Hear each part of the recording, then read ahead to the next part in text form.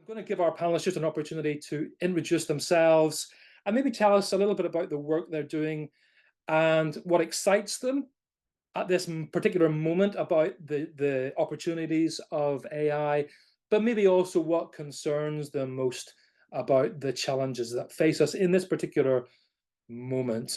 Aimee, do you mind if I come to you first of all with that sort of two-headed question? Yeah, great. Hi, everybody. It's nice to be here. I say that my job title has moved to something like AI stuff. So kind of whatever is AI related, I try and be in the outfield to catch that ball. Sometimes it's around training, how any journalist might be able to cover AI, because if you're a journalist working in the world today, chances are you're going to have to figure out how to cover AI, just sort of like COVID. You know, it wasn't a business reporter's remit, and then suddenly it does impact business, so you have to know a little bit about COVID.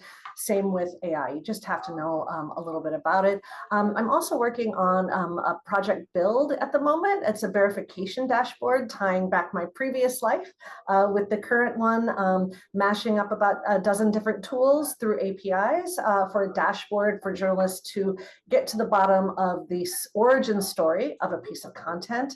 So that's what I'm working on as well. I also did some research that I published last month with four people with real research chops at Cornell Tech, University of Washington, and Brown University, as well as Data and Society, on what it would take for newsrooms to collaborate around building a journalism LLM. I'm really interested in a path forward financially for journalists to participate in AI. Right now, there's lots of interesting use cases and tools and tricks with AI, but there's no real business model around this. And I would like to change that dynamic, certainly, and to build some autonomy between us and technology platforms. So that's sort of my deal. Thank you, Aimee. That's a really helpful introduction. Felix, can we come to you next? Can you just tell us a little bit about yourself and the work you're doing? Sure. Hi all, nice to meet you. It's nice to see Chris and Sophia and Aimee, of course, as well. I'm sort of on the AI beat with various things. In my current role, mostly I'm sort of looking at audience perceptions of AI news. In many ways, it's sort of an extension to what I did during my PhD research at the Oxford Internet Institute, where I looked at how news organizations, including the AP, are sort of introducing and using technology and with what effects. And that's, I think, all very interesting. But of course, there's sort of the second part of the equation, which is how audiences receive it and what they sort of think of it in many ways. And that's sort of what we're currently doing at the Reuters Institute to sort of get behind that. And a third sort of strand of my research kind of ties into what Aimee has been saying about sort of the political economy of AI news, of the role that technology companies play in this, how news organizations respond to the sort of things they set in terms of conditions, the things they develop, sort of figuring out where sort of news sort of figures into this, and how that sort of changes our broader information environment as these sort of different fractions are vying for attention, vying for power, and vying for control. And then there's sort of various bits and bobs that I kind of procrastinate on when I'm not doing my actual research work. So yeah, that's me. That's what I'm doing.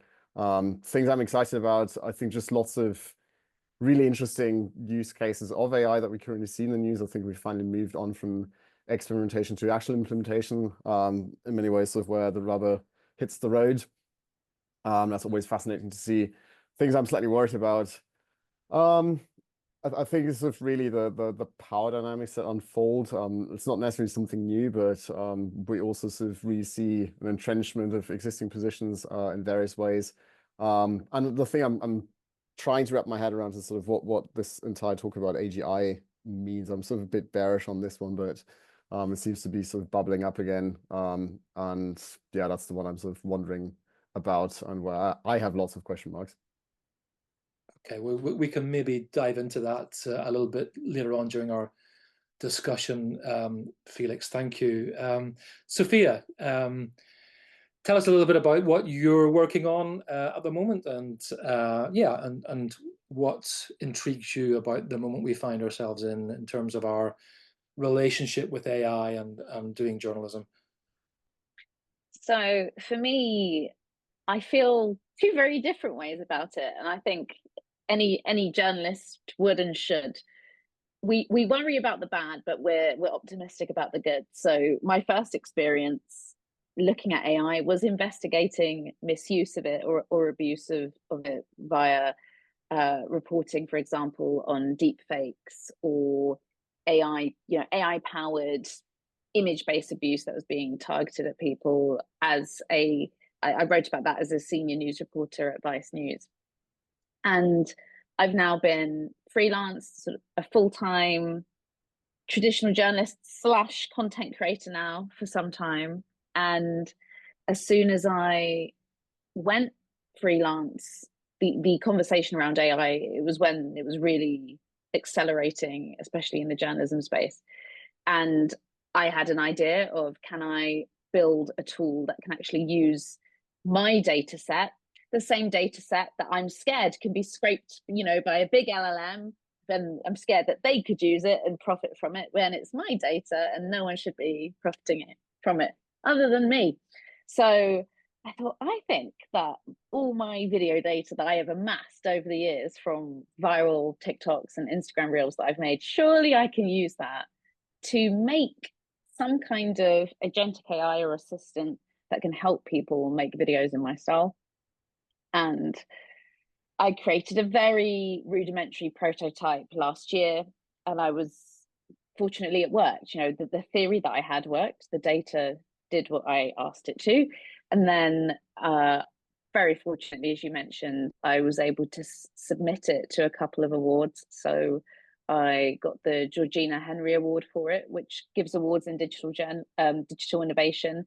And it's the first year ever that the award has been given to something using AI. So that in and of itself was a bit of a very niche historical moment. And then something else which Chris actually helped with, because Chris was a user tester for a simulation prototype that I sent him in December or whenever it was. But Safina, it's called Safina because it means like little Sophia in Italian. So it's like having a mini me in your pocket to use. But I submitted Safina to the International Centre for Journalists Solutions Challenge that they held around disarming disinformation. And it was one of over 100 ideas that competed, but fortunately made it through to a design sprint. So I'm currently in the stage where I threw Safina in the ring. She's competed a few matches. I've gotten some funding. Obviously, I'm independent, so it's all me by myself trying to develop this. I have to fund the R&D, and currently Safina is in a 2-month development sprint where she'll then be available for beta testing.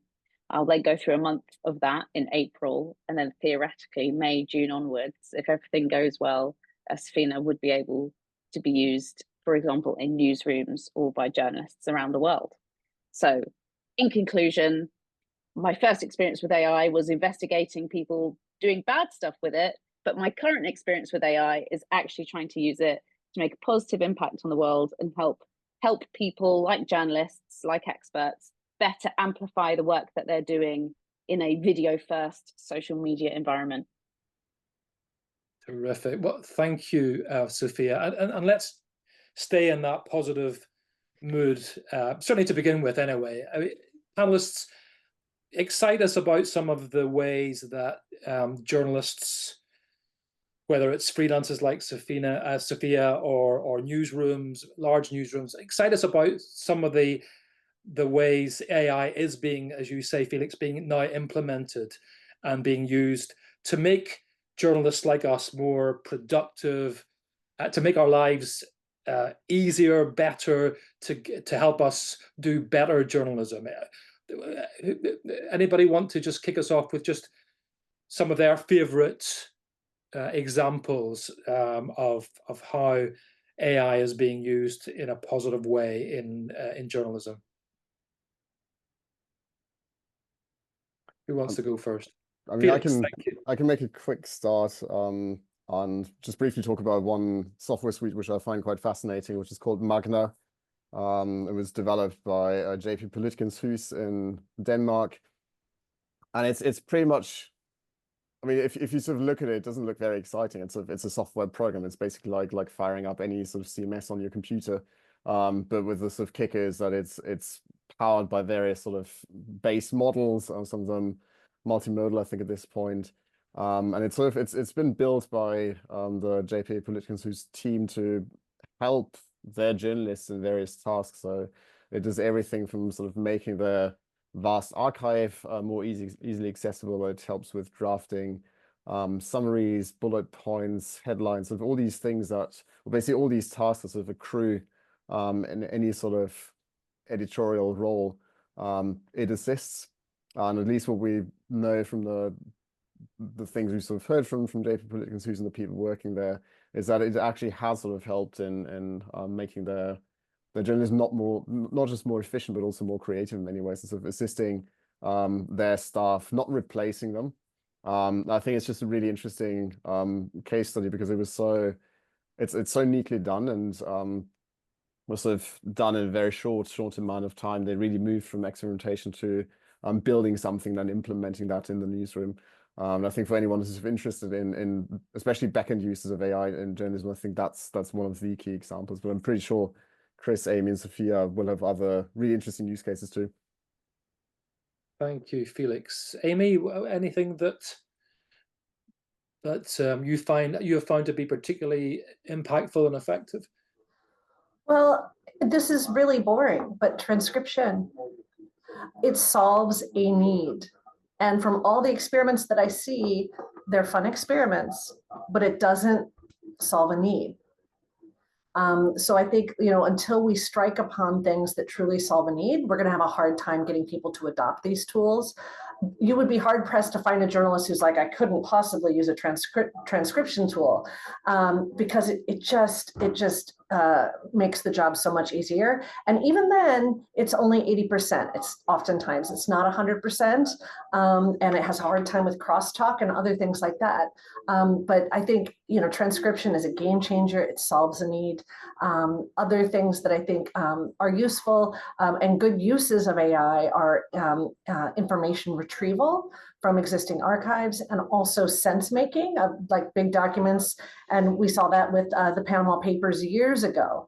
They wouldn't have been able to trove through all of those documents without some assistance. But again, those use cases are harder to explain to people. And whereas headlines and summaries, it's very clear what you're getting. And sometimes it's sort of a facts in a blender, as my colleague at AP likes to say. So sometimes it just gets it very wrong. So I think that those use cases, while popular, have not been proven out. There have been newsrooms that cannot approve headlines, for example, because they're just too unpredictable. We are having a hard time with fine-tuning summaries. And we don't like to be sort of right. We like to be right 100% of the time. And the commercial models have a high tolerance for getting it wrong. Yeah. Well, I hadn't thought of that. I mean, I guess as a news agency, the bar is even higher, isn't it, for you than in other news titles, Aimee, isn't it? The bar is higher and different, meaning we've heard from customers who said, we don't want anything generative AI in our feeds. And so we absolutely have to and want to honor that. So, can we experiment? Sure. And, in 2014, we pioneered natural language generation, which is, we could argue maybe on the next call if that's really generative AI or not, but I'll call it baby AI, where it takes a template and with a very reliable data set like the New York Stock Exchange, takes a template and creates, I'll call news briefs, not even articles, around that data. So, we've been able to, we went from doing like 300 earnings reports every quarter to 3,000 earnings reports. And a white paper says, that moved to the market in some cases because some companies that never had visibility online now had visibility. That wasn't the intention of the experiment, but that's an unintended consequence of technology's influence on the ability to be seen and recognized online. So I think, I'll just leave it there that we have a mandate that is slightly different. Also, we produce 2,000 articles a day. So again, that risk for tolerance, that is unlike most news organizations. The New York Times produces 200, which is admirable and amazing, but no one is quite as big-footed as AP. So insinuating generative AI aspects into our reporting has to be done incredibly cautiously and with the consent of our members and customers. Of course. Chris, I can't believe I didn't give you an opportunity to introduce yourself. No worries. I thought I'd offended you on our campus story. Because I know you so well, everybody else does. So sorry, Chris. No Do you want to just introduce yourself really... and then just answer the, to give us a few examples of what you're excited about in terms of what you. No worries. I'll salvage it. Don't worry. My name is Chris. Lovely to meet you. I'm a journalist who does a lot of stuff covering AI.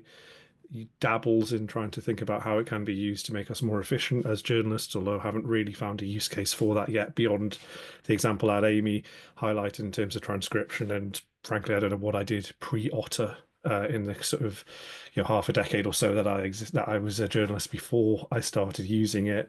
To try and combine those two, I think I'll drop into the chat a link to an essay from John Micklethwaite that he also gave as a kind of lecture at City St George's recently, which was how Bloomberg is using AI. And I think that is one of the interesting use cases that they kind of highlight, is something I think that Felix also mentioned, which is that ability to kind of pass through data in a way that human beings can't do efficiently or effectively. So the example that they gave was they built a whole investigation off the analysis of basically image recognition of ship movements in the Iranian Gulf that kind of identified what they said was a kind of illicit oil trading movement that subverted embargoes. I think that is kind of a thing that could have been done in a pre-AI era, but is made easier by AI tools and always needs human oversight. So that is one really interesting thing. I think just to kind of wrap us up as well, and to kind of something that we've discussed a little bit, one of the interesting things that I think is very exciting at the minute is that we are still to some extent in that kind of throwing stuff at the wall and seeing what works phase of AI. I know Felix has said we are moving a little bit from experimentation into implementation, although in the tech terminology, we are still, I suppose, dog fooding this stuff, which is a horrible, horrible phrase, but then tech companies always like to use really horrible phrases anyway. And with that in mind, I think my concern, at least, and it's not something that I see from the AP or from Bloomberg, but it is something that I think maybe Sophia and I kind of know all too well around the risks of being freelance and kind of the challenges in economics and the kind of time pressures that come from that is it can be very tempting to swallow the belief that these things can fundamentally transform your job and do large parts of them for you, whereas actually there are still pretty significant errors, as Aimee talked about, the risks of reputational risks for AP should their clients recognize that actually there are generative AI hallucinations or whatever in there. And so I think one of the things that I am a little worried about is not from a massive organization point of view, but just generally across society, there is a disconnect between what we hope and maybe believe these tools can do and may well be able to do in a few years' time, and what they actually can do now, and a kind of a lack of public understanding as well as within the industry and understanding perhaps of where those limitations sometimes lie. But didn't I see something in your social media feed yesterday, Chris, where you were doing a bit of experimenting yourself with something that would troll through your emails, find... and it was crap. I try to, one of the things that I've realized over the last week or so is, it's because I've come back off an international trip, is my inbox, as everybody's inbox in email form, is now unmanageable. And that is not a new problem. It is not something that is, unusual to anybody, I imagine, that is on this call.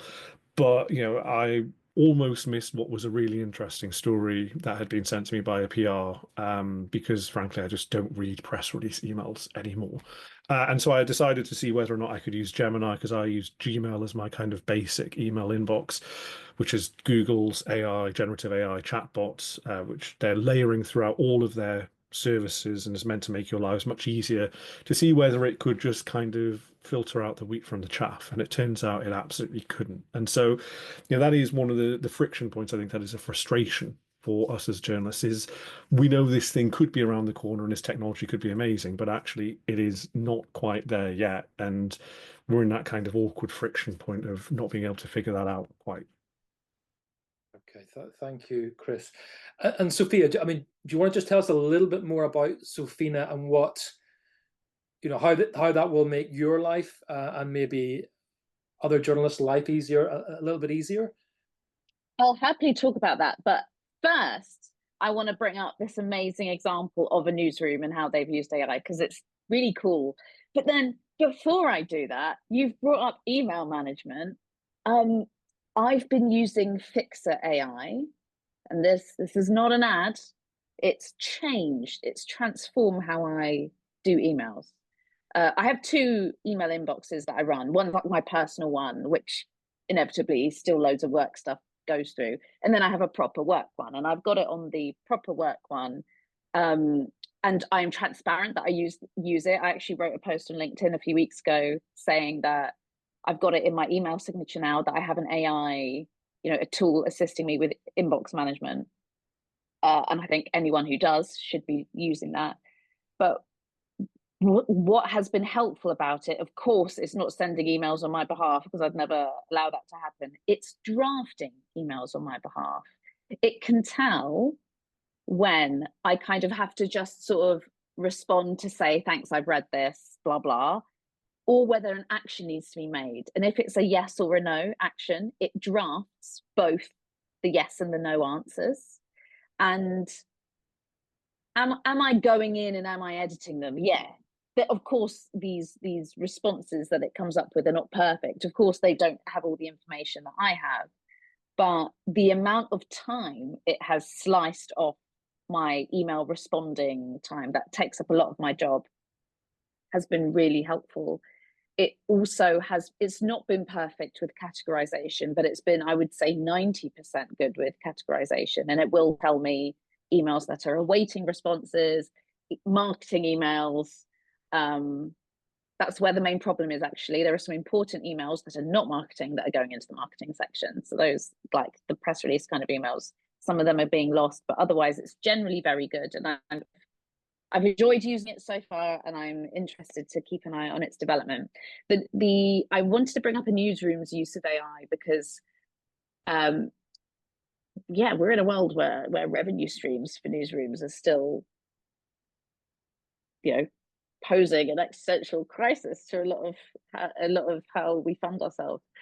And I want to pronounce the name properly, because I always hate it when names aren't pronounced well. But Sermitsiak is a news outlet in Greenland, and they actually had a profitable year because they really smartly developed, using AI, a translating tool between Danish and Greenlandic. I do a lot of work looking at language and endangered language. It's what my next book will be about. And in doing reporting for that book, I've had to look at Google and Google Translate, and how Google Translate has effectively failed so many indigenous languages up until this point. AI's come along and it's just exploded. Now it's trying to do all of the indigenous languages because it can use AI to speed up this process. But there are still lots of languages being left behind. And just using AI never fully works for a translation tool. You have to bring in linguists, you have to bring in speakers, otherwise your data is not going to be accurate. And this news outlet had a really smart idea of, hey, why don't we build a translator tool that actually works better for us than what the Googles and the big techs of this world can give us? And they brought that translator tool into the subscription, so that when you get a subscription to news outlet, you're not only paying for the news, you're paying for the translator tool.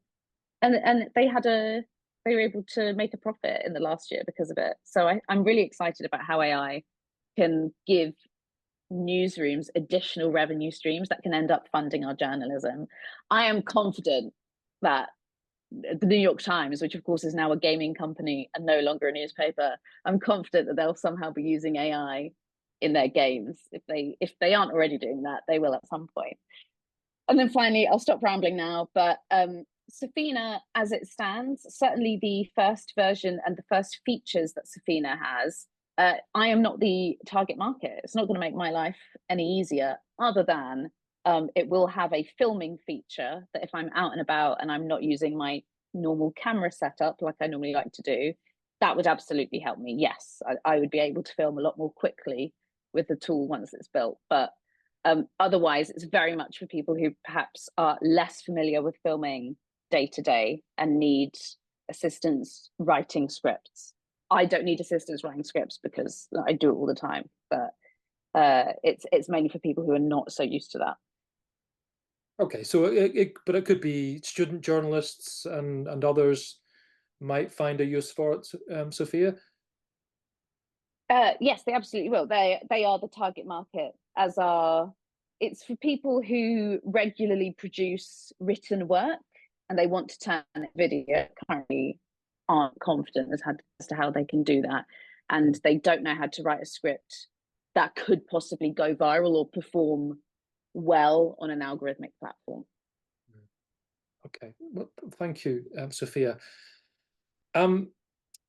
What about examples that we've seen, or maybe if we haven't seen them, we can imagine examples where AI is actually improving, because we talked up to this point about mostly AI making us a little bit more productive, a little bit more efficient, helping us with some of those tedious, repetitive, but necessary tasks.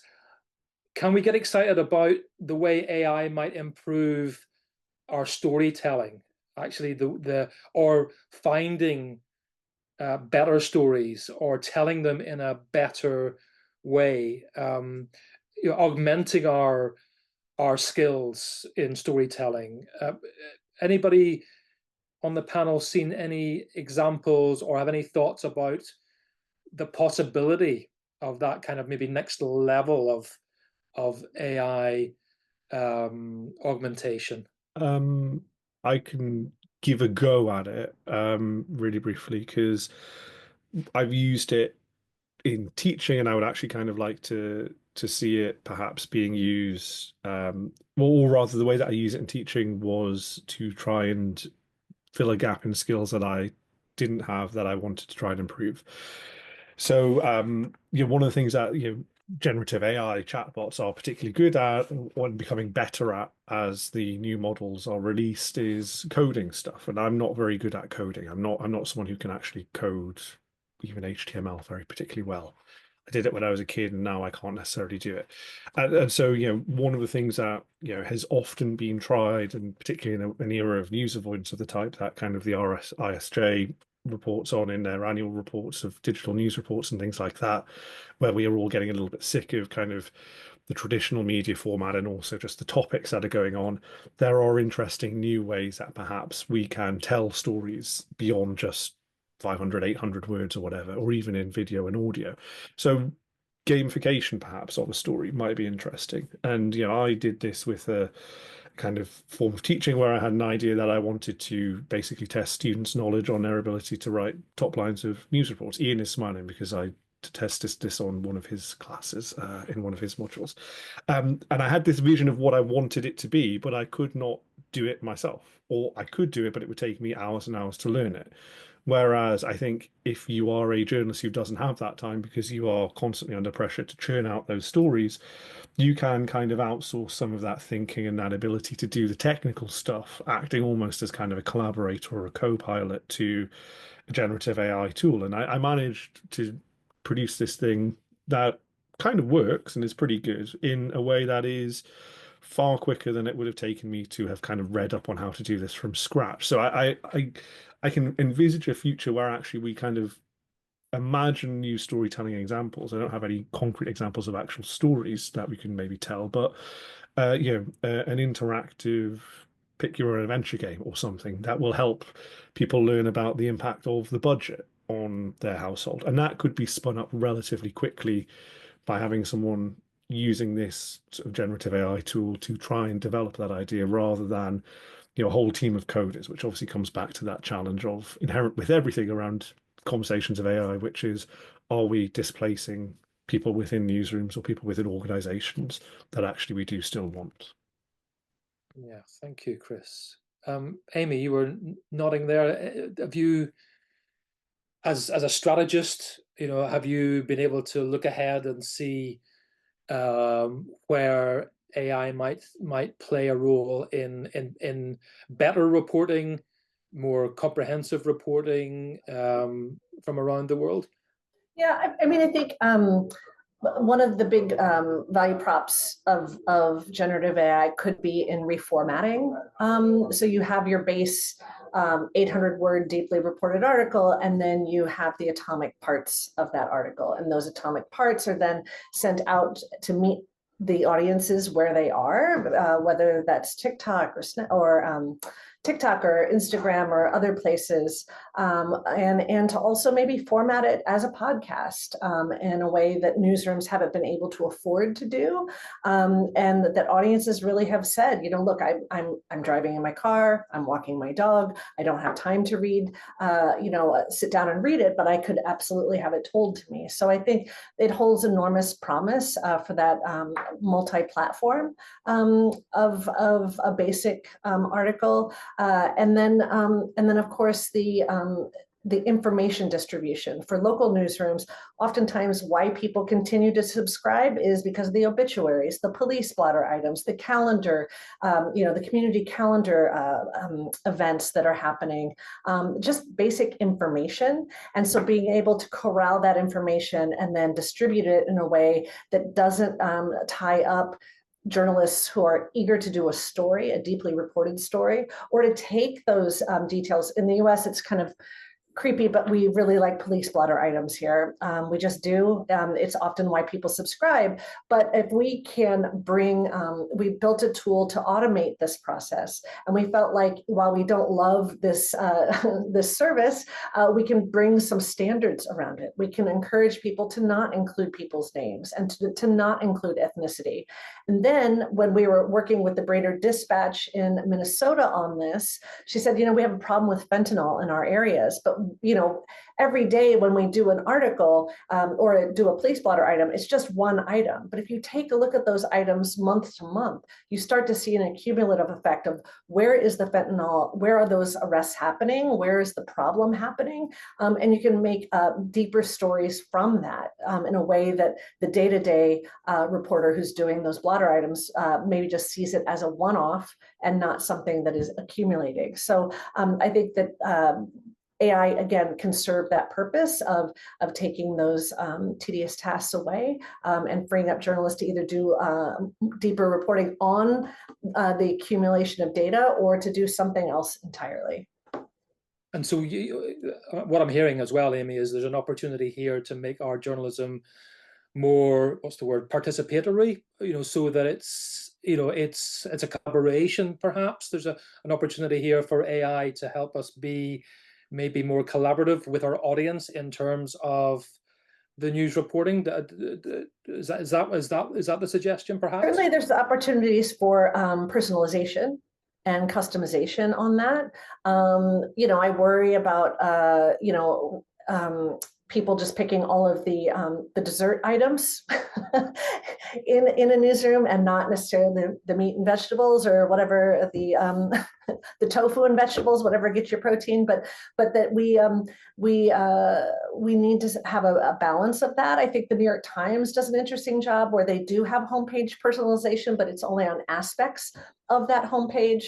I do think websites are going to matter less in a distributed web, and so that's just an example of maybe what does that look like then when we are putting things in different feeds that people might not get all of that information. How do we bring the substance of our information package to people who might only think they want to be entertained? Yeah, sure. Thank you, Aimee. Felix, in your research, have you come across anyone working on ways to just to improve our storytelling through maybe make it more diverse, maybe get more voices into our reporting, improve it in that way, or any other manner? Have you come across any examples? Yeah, I mean, it's just plenty of organizations sort of looking at those things, and some of them have done that sort of very early on. I mean, some of the sort of early AI use cases was in that context from the Financial Times, where they built something, I think it was called JanetBot, which quite literally sort of scanned, or was supposed to sort of scan their content and flag if there was sort of too much sort of bias in one direction in terms of gender representation, if there was sort of too many white, bald men like myself sort of being quoted, or if it actually also had women. I think they'd also built something that tried to address the very same thing for the visual material they were using. And that was sort of back in 2019, 2020, and I'm not sure where it's gone since then, but there's sort of other organizations who sort of picked up this idea and have sort of run with it in various ways. When it comes to sort of the augmentation of content, there's, for instance, Helsingin Sanomat, which is a newspaper in Finland, one of the big ones. They have built something which is called Henibot, and whenever you sort of write a story, it will give you suggestions based on the story on what else might be interesting to include. So it could be a little summary text box if you write about a financial story where it sort of explains key terms. It could be something else entirely.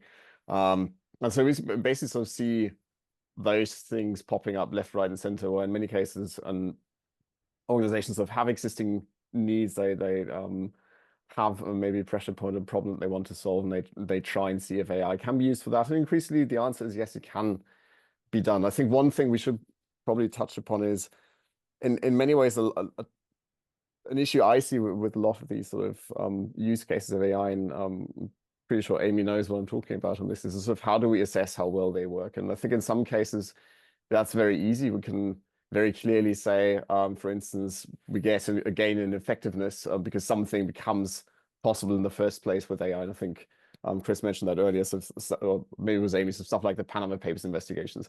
I mean, these things are only possible if you have the assistance of, in that case, sort of large scale use of machine learning. We could also say that efficiency gains are there and measurable in some cases. Take dynamic paywalls, take transcription. These things are sort of all journalists have to do, be it Sophia, be it Chris, be it Aimee, be it me. Like, this is very measurable. We know if I suddenly only need a couple of minutes to get a decent transcript instead of sitting there for 5 hours, sort of very slowly typing something up, that's measurable. But there's lots of other uses, be that for personalization, be that for other sort of efficiency gains behind the scenes, where it's quite hard and where in many ways we're sort of still operating on vibes, or we sort of think it does something, but actually we have no proper processes in place in a lot of organizations to rigorously assess, does it make a difference, or is it just something we do and we think it makes a difference, but then actually doesn't amount to anything or might even create more work. And I think that's something that it's sort of slowly being talked about more and more in the news industry, but it's still not quite where it needs to be, I think. I guess, Felix, we're kind of doing our growing up in public, aren't we, on this matter? I mean, many of you will have read just this week about the LA Times experimenting with AI on its comment pieces. I think the intention was a good one, you know, at the end of an opinion piece, to help, you know, get AI to help give other viewpoints, you know. So you can absolutely see where the intention is, and the intention is a good one. But of course, you know, it didn't take long for AI to spit out a few rather distasteful opinions, you know, from the likes of the KKK and so on, before they had to very quickly take it down. So yeah, I think that speaks to your point, doesn't it, Felix? That it's very difficult to measure how good these are going to be, and to be confident in them before you actually roll them out. So I mean, we're kind of getting, Yeah, it really depends on the context. Like something that, for instance, Sophia is building. And in that case, you can probably very easily tell, because users in the end will be able to say, well, that makes a difference for the way I create content. So in that context, it's quite easy to assess. But in many cases, we talk about the automation of tasks where it's a lot harder. And I think that's one thing that's quite often forgotten in those discussions, and quite often ignored by especially tech developers outside of the news industry, that journalism is not, it's not just simply something you can automate away. It's a collection of tasks. Like everything we do ultimately is a collection of tasks, and you can't just sort of throw an AI system at it and hey, presto, you will basically replace everything a journalist is usually able to do. No, good point, Felix. I mean, we're getting into more of the ethics considerations now. I mean, what are the guardrails we ought to be putting in place? Obviously, as news organizations, but maybe also just as individuals when we are deciding. You know, I know myself. You know, AI. I'm just wowed in the same way. It shows how old I am. I mean, I remember how wowed I was when I got my first modem, was able to log on and realize, oh, wow, this means I can not only access information from around the world, but I can talk to people across the Atlantic and ask them questions for my articles. You know, that was transformative. I'm getting the same buzz about AI and thinking, oh, wow, this is something really powerful. I'm not quite sure what it's going to be yet, but this feels quite significant. But what are the guardrails maybe we need to put in ourselves about stopping ourselves from using it inappropriately? Chris, I saw you nod your head there. I mean, do you want to kick off on that? Yeah, I mean, I think there's the middle of the car crash of, we're in the middle of a car crash of two different things here, which is, one is failing trust in media. And so we are already automatically acting on a kind of democratic trust deficit. I mean, you look at the annual Ipsos polling and trust in different jobs, and you see that journalists repeatedly are consistently at the bottom. I think, you know, I tell my students that when they go into Vox Pops in the street, 4 in 10 people will give them answers politely while thinking behind those eyes, well, you are a liar, you make stuff up, we live in a fake news environment, etc., etc.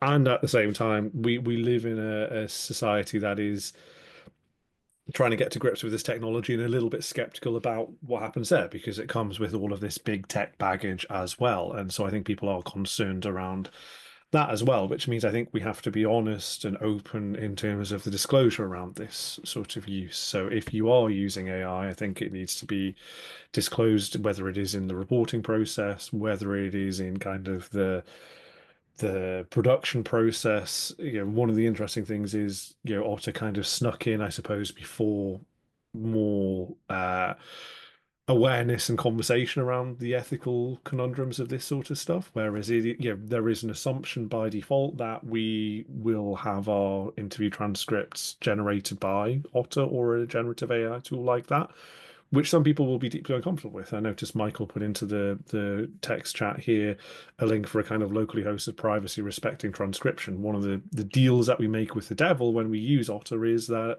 you know, that data is often being used to try and improve the systems, which means that that data is being analyzed in some shape or form.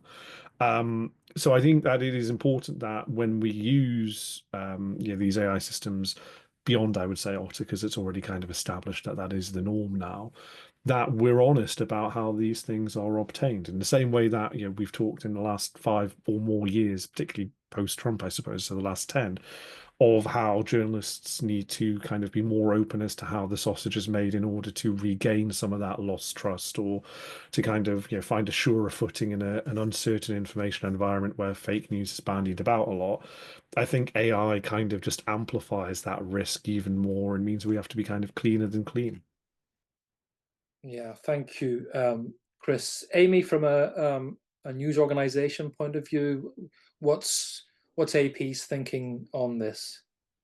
On ethics and standards? Yeah, and what the guardrails for an organization like yours should be.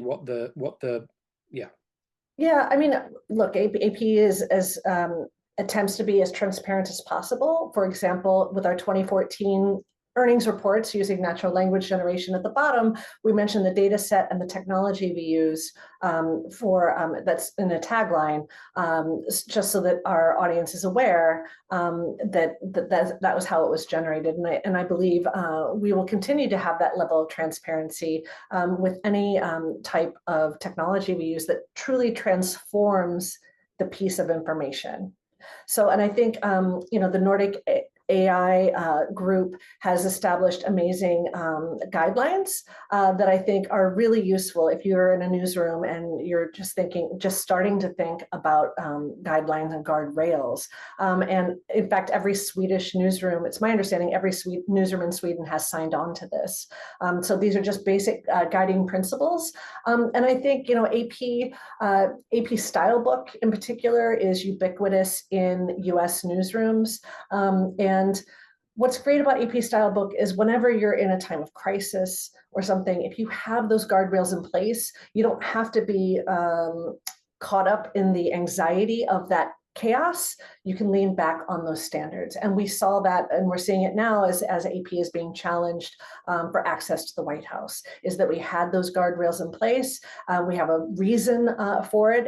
It's not to be punitive to someone or some type of cause. It's really just to explain to the public what our ethics and standards are and how we can be transparent with that to our audiences, because AP is a global news agency, and we feel like it's incumbent upon us to explain ourselves. And I think AP does a really good job of that. I think somebody had asked about crisis comms and could AI be used for crisis comms, and I gotta say, I feel like our AP comms team has really created some bespoke, small batch, communications recently, because it's necessary. So depending on the heat of the temperature of what you're dealing with, human, please. Yeah, no, we share your pain on that, Aimee.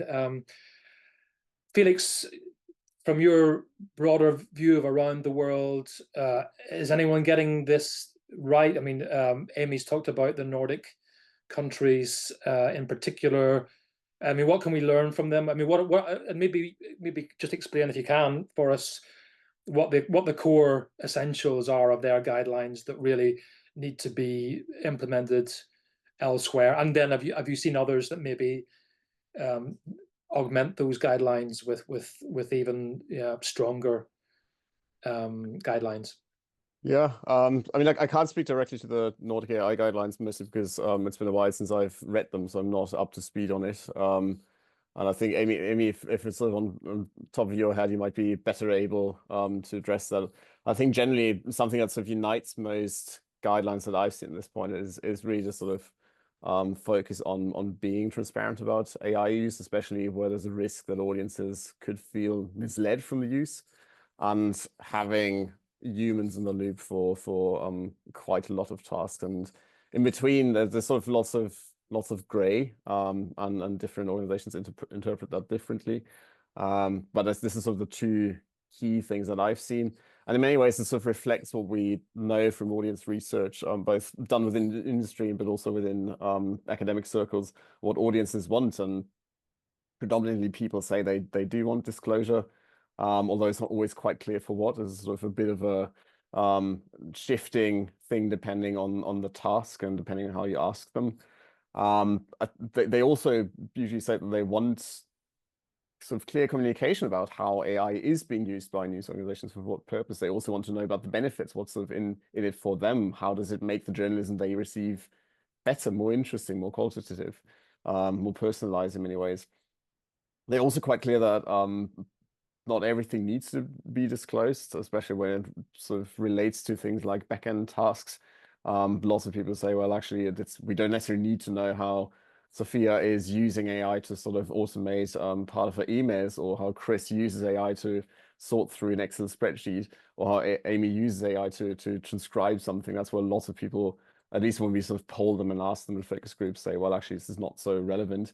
But if any of the four of us were suddenly going to use AI to sort of create content and then put it sort of in front of people without disclosing it, especially if there's a risk of being misled about this sort of representing reality. Think of a picture, think of audio.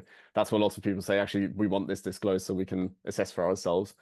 I think one thing that I keep on seeing is I'm sometimes a bit concerned that we sort of get lost in the weeds when we talk too much about AI disclosure and transparency. I think it's important. I think it's relevant. I think it's good that a lot of these guidelines address it. But ultimately, I'm not personally convinced that it's going to be the sort of big difference that makes a difference when it comes to media trust. In many ways, it's sort of the baseline. It's what people expect. But just by sort of being transparent, you will not suddenly win back the people who distrust you, because in many ways we know that trust in news flows from a lot of other factors. It's the way how politicians sort of demonize media outlets in various countries. It's the way you've been sort of socialized and habitualized into consuming news. It's your political attitudes. And in many ways, AI is sort of it's one additional layer, but it's not the core thing that drives why and how people sort of trust in news and media. But is it not true though that, I mean, AI itself has been demonized in some ways? You know, and we'll talk to people, won't we, who are quite firm that they don't want their journalism, whether they are creators or consumers of content, they don't want any AI input. Almost in the same way as, you know, we want our food to be organic, as opposed to be, you know, augmented by additives or whatever. Is there, you know, can we see a situation where actually we're having to create almost two forms of the product, where for two different types of consumer, those who are happy with the modified content, and those who prefer the natural, organic, human-only content? It's the sort of artisanal journalism. I think it's a good question, but in many ways it's also almost a bit silly, because in many ways journalism has always been a sort of industry and profession which has made use of technology, and for good reason. I mean, this is ultimately, we're humans. We use tools of various kinds to make our lives easier and to make our work easier, and to sort of demand a sort of pure artisanal organic journalism. I'm not even sure what that would look like. Would that suddenly mean we also have to do away with sort of journalism appearing on my phone, or is Chris suddenly no longer allowed to use a keyboard? Like what's that? Where do you sort of draw the line? I think in many ways with AI, I mean, at the moment, yes, people, if you sort of prime them with this, if you really present them with this question, say, hey, it's about AI, of course they will probably have negative responses in some contexts, because a lot of the media coverage around AI is sort of fairly negative in some cases for good reason. But in many ways, you could also say it's probably early teething problems, and as these sort of tools become more integrated into our daily lives, as they become domesticated, people get used to it, we probably have quite a different discussions if we rerun this panel in 5 years' time. I'm sure, yeah, of course. Well, let's make a date. Let's do that, Felix. Let's move on just to my final question, and then audience, if you have a question for our panel, now's a good time to start putting that into the chat, and then in our final 15 minutes together, I'll put those questions to our panelists. But Sophia, if I could come to you, because you talked about just creative control earlier, and a little bit of concern about, you know, what was happening to your content. What are the copyright challenges that the AI presents us with, and you know, either as, again, news organizations or as individual journalists? What are the dangers there, and do you have any thoughts on how we might go about preventing wholesale copyright theft from journalists and other creators? I don't think I'm the expert to answer that question, to be honest, and it's not something I deal with day to day. I can speak to your previous question, though, about guardrails, because I'm having to deal with that with Safina.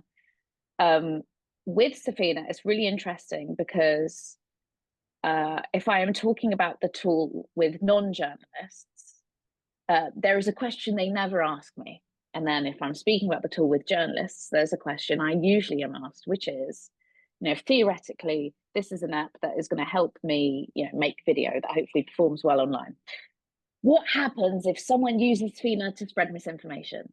You know, and it's understandable why journalists have this concern, because we worry about mis and disinformation all the time. And general members of the public, these aren't terms that necessarily disturb them day to day like they do us. And in developing a tool, the minute I have to try and protect the tool so that only people with the best intentions use it to begin with, and then also figuring out a way of how can it identify people that may be trying to misuse it. It's really interesting looking at what other AI tools have attempted to do in setting up guardrails like this, especially when they offer more generative services. And it almost always demands two things. One is more information from you, the user. So instantly, if you really want to set up lots of guardrails for protecting a tool from being abused, you need to know more about the users. They need to give more information about themselves. They can't be anonymous people that we can't tell what they're doing. There has to be some kind of not surveillance per se, but at sign up, there needs to be like a decent amount of information I am provided with. And it also means that when I first put Safina out, it will be a limited user base that I have a lot more control over before it can go more widely to market because of this. The other thing is the amount of money. So the amount of money that has to go into the development to establish all of these guardrails is enormous. And the minute we start speaking about how much money these things cost, all of a sudden you start thinking about, great, so who are now the organizations that can't build tools like this because they do not have the funds to do so? So I think anything that can minimize the cost that's needed in order to introduce guardrails that can stop people using tools like this to be naughty is amazing. And I do think that will happen, hopefully with time. What Chris mentioned about how you don't need to know how to code to build some things anymore. Yes, that is the case. However, when you're developing a tool for like a wider market, you can't rely on third-party services. You have to build them yourself. So that works if you're just making something for you, great. But the minute you're sort of selling something that for the wider public to use, you can't rely on those tools anymore. So it's proving to be one of the bigger challenges of trying to build an AI tool as an individual. Thank you, Sophia. Any of our other panelists want to tackle that question that Sophia very craftily batted into the rosette? Copyright. Any thoughts on how we get beyond this obstacle that right now of these huge engines taking all our content and then spinning it out without any kind of concern for who owns what? I think I don't know if there is an answer to it. So sorry, I'm also going to bat a little bit, but I will try and help get us maybe closer. In that, I think one of the things that I found particularly interesting about the NMA kind of coordinated front pages was that it did flex muscles and show that actually journalism still does have a very strong voice in order to kind of shift public perception and also to kind of shift government thinking. And one of the things that I think has been really interesting is there has been a notable shift in the last few days, at least, with Peter Kyle, the UK Tech Secretary, kind of suggesting that the government might actually change its opinion from what is an opt-out regime that they are currently have just been consulting on and recently closed to what is likely to be something with a little bit more protection, a little bit more teeth for individuals. And I think that is a good thing. I mean, one of the challenges with all of this stuff is, and it's as a journalist, and frankly, as probably every journalist who is on this call has had their story substantially either lifted and kind of adapted by another publication, and the comeback that you get is always, well, you can't copyright facts and all of this stuff, and actually you can't copyright your reporting necessarily. It's just the actual text. So it is going to be difficult to do that. But I think what is notable is that we've managed, with the kind of risk that AI poses to copyright and to the business models of journalism writ large, we've managed to unite some pretty disparate voices. I was in the Guardian offices last week, and there were staff there who were amazed that they had signed up to a thing that is also shared by the Telegraph and by the Daily Mail, and they were kind of amazed that they were brothers in arms on this fight. So I don't think that the media industry more generally is as large as the tech industry, and we have to bear in mind that they have very powerful lobbyists and spend an awful lot of money on this stuff. And so, unfortunately, it is an unequal fight. But I think one of the unfortunate things that we are seeing is kind of individual media outlets kind of being picked off one after the other and signing their own side deals. And that is, I think that is also an issue with tech regulation more generally, which is individual countries are also kind of being hived off and brokering their own deals with tech companies to kind of make the problem go away. Thank you, Chris. Felix, Aimee, any thoughts just from maybe a more global or an American point of view in terms of how this, whether we might make an industry-wide resolution on this, or whether it's going to be piecemeal, organization by organization? Aimee? Yeah, I really wish newsrooms were not competing with each other, or they put themselves oftentimes in the competing mode and not in the collaborative mode. We need collaboration now more than ever. I think about the music industry. It's much smaller than the news industry, but they were able to come together and get Napster ended, basically, and secure their rights in the future. I work at the Associated Press. We were the first newsroom to sign a licensing deal with OpenAI. AP will always protect its intellectual property rights, and we will defend that to the end. And we do that with images, like, hey, we see you're using our image. Would you like to pay for it? Hey, please take that down. We've knocked on your door twice before. We don't want to get to a point of litigation because that is expensive, uncertain, and time consuming. So, we have a small team of lawyers here. They are meant to get our reporting team out of tricky spots all over the world, and to go down this path again, years on end, uncertain. So I do hope that we will get some clarity on what the intellectual property implications are of technology companies helping themselves to everyone else's data through the New York Times versus OpenAI and Microsoft lawsuit. We have some early indications. I think Thomson Reuters was victorious this past week. So maybe the winds are changing, but in past intellectual property cases tried in the US, they often side with Google in those cases. So like 6 out of 8 of the precedent-setting ones sided with Google because they created something wholly different and unique. Thank you. And finally, Felix, anything to add on IP and copyright? No, I think it's pretty well covered in many ways. It's a super difficult discussion, which depends on jurisdiction. And touches upon so many other things, and I don't think I have anything good to add at that point. Yeah, I suspect we've needed global IP laws probably before now, and we haven't got them, and we probably still need them given the context we live and work in now.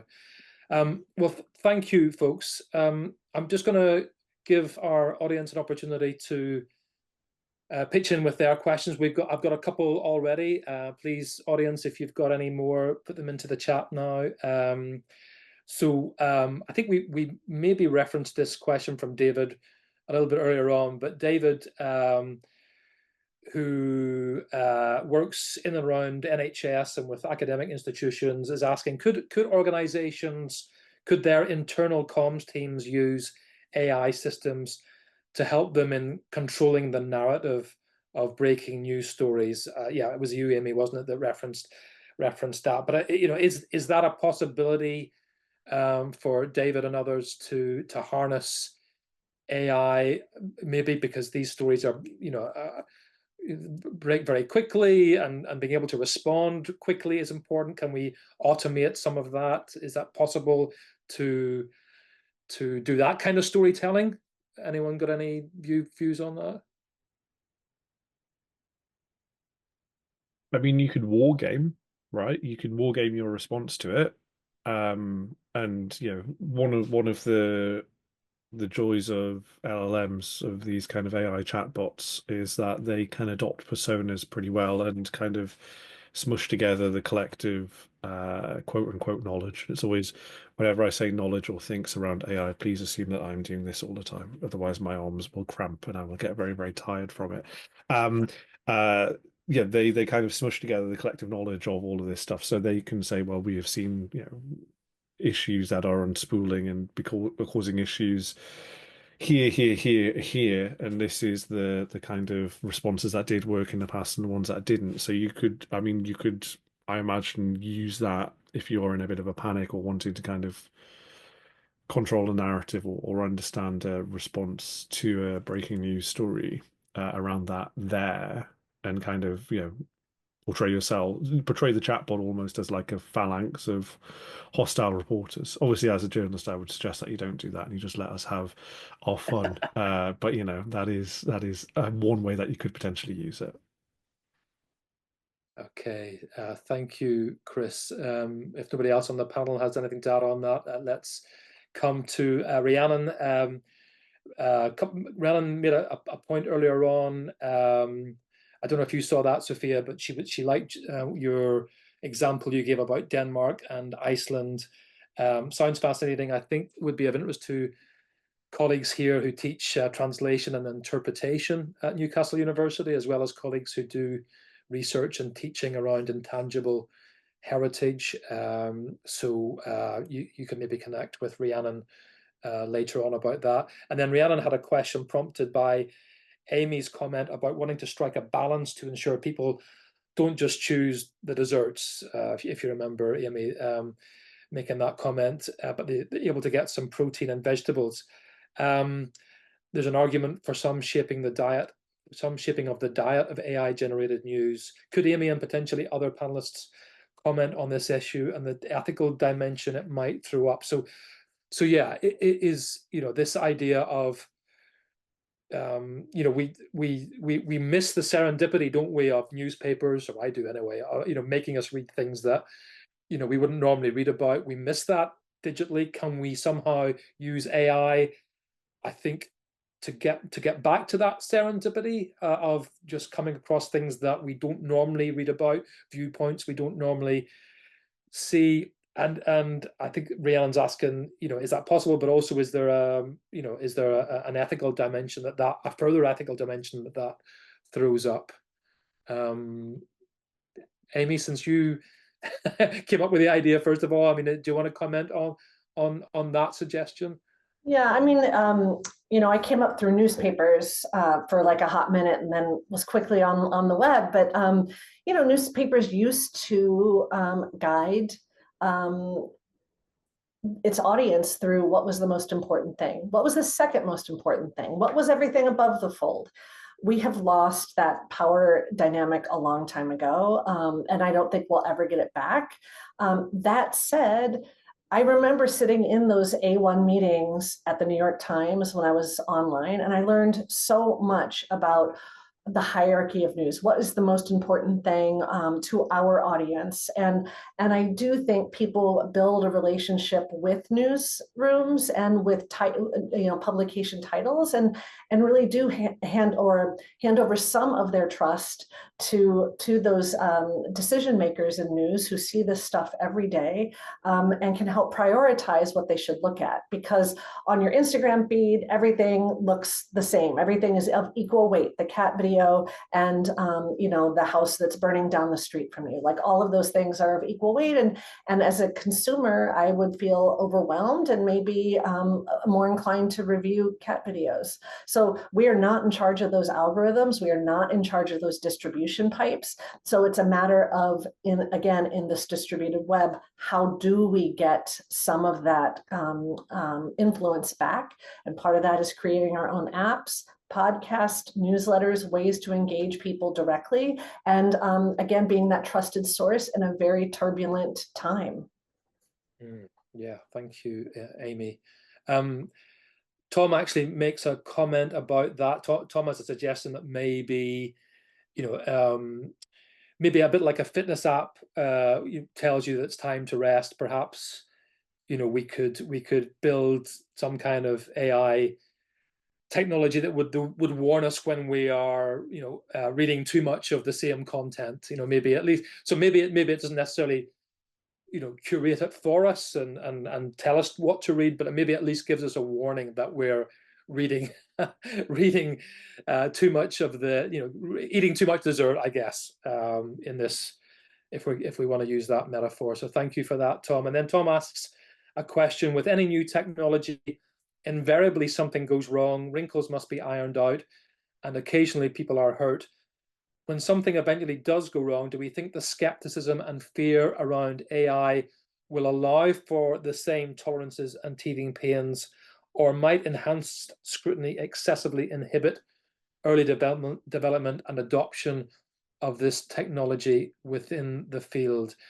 Felix, is that a real danger, that there could be some kind of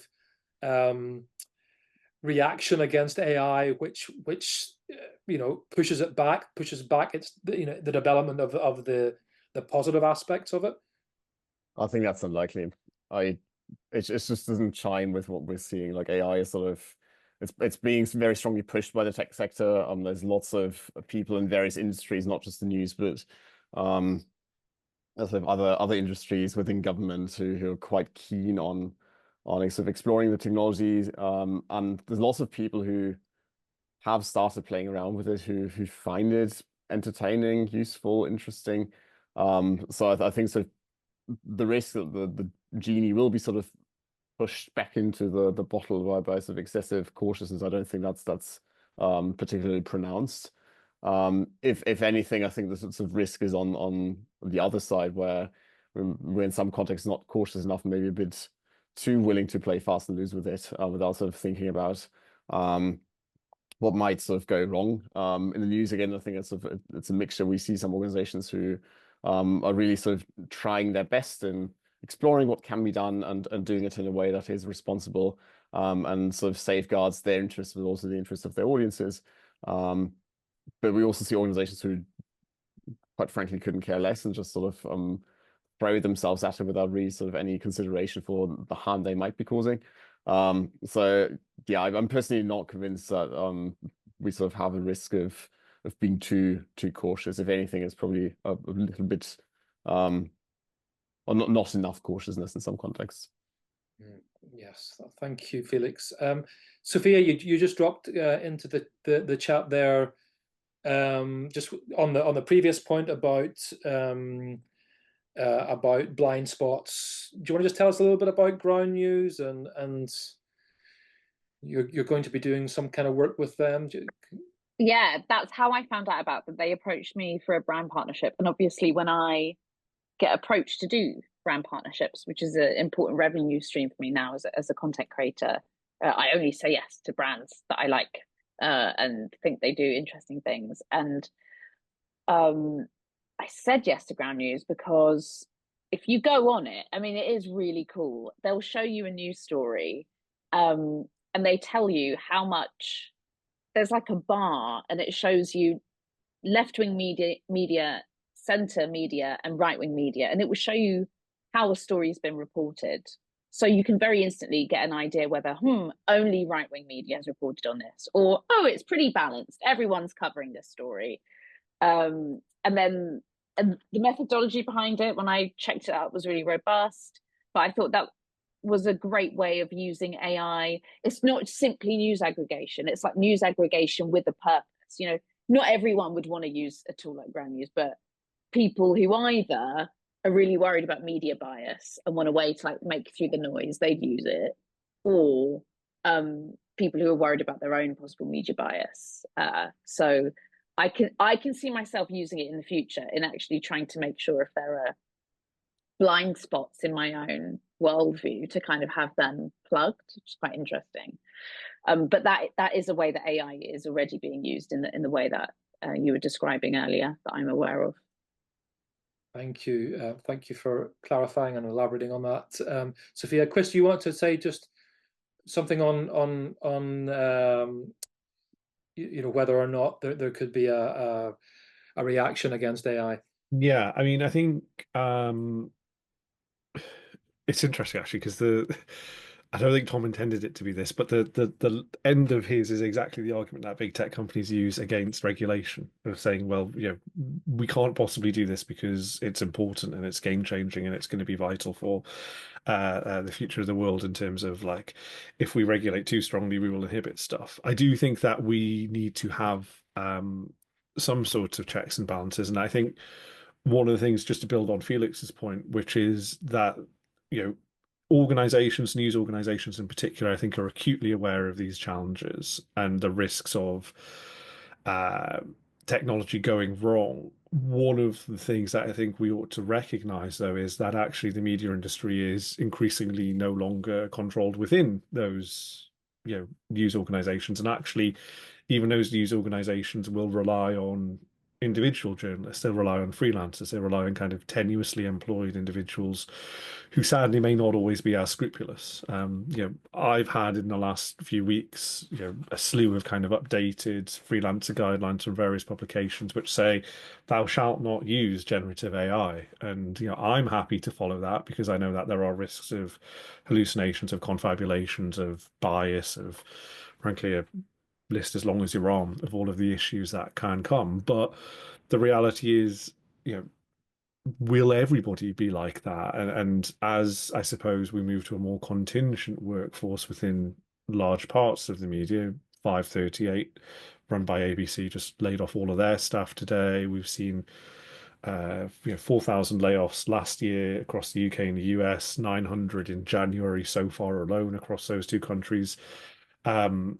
Within the media industry, we're relying more on kind of, you know, individuals and individual moral judgments, which I think is very difficult and does perhaps pose a little bit of a tricky question for us all.